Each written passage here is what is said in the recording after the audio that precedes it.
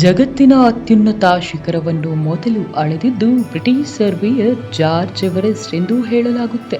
ಆದರೆ ಅದು ತಪ್ಪು. ಮೌಂಟ್ ಎವರೆಸ್ಟ್ನ ಎತ್ತರವನ್ನು ಸರಿಯಾಗಿ ಅಳೆದು ಬಹಿರಂಗಪಡಿಸಿದ ವ್ಯಕ್ತಿ ಭಾರತೀಯ ಗಣಿತಶಾಸ್ತ್ರಜ್ಞ ರಾಧಾನಾಥ್ ಸಿಕ್ದರ್.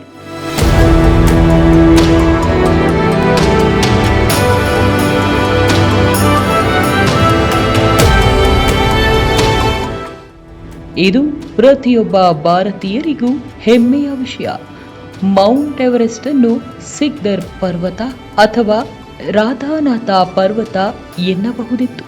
ಆದರೆ ಈ ಸತ್ಯ ಇತಿಹಾಸ ಪುಟಗಳಲ್ಲಿ ಮರೆಯಾಗಿದೆ.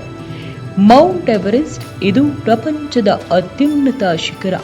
ಒಮ್ಮೆಯಾದರೂ ಈ ಶಿಖರವನ್ನು ಏರಬೇಕು ಎಂಬುದು ಬಹುತೇಕ ಸಾಹಸಿಗಳ ಕನಸಾಗಿರುತ್ತೆ. ಇದಕ್ಕಾಗಿ ವರ್ಷಾನುಗಟ್ಟಲೆ ದೇಹ ದಂಡಿಸಿ ತಯಾರಿ ನಡೆಸುವುದು ಉಂಟು.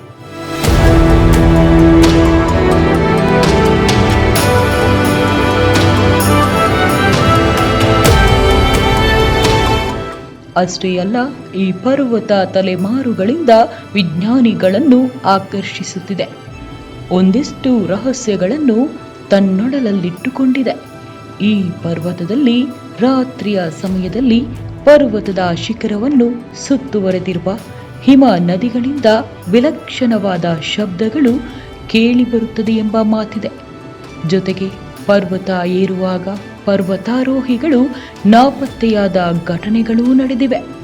ಇದೆಲ್ಲ ಒಂದು ಕಡೆಯಾದರೆ, ಮತ್ತೊಂದೆಡೆ ಈ ಪರ್ವತದ ಎತ್ತರವನ್ನು ಮೊಟ್ಟ ಮೊದಲ ಬಾರಿಗೆ ಅಳೆದದ್ದು ಭಾರತೀಯ.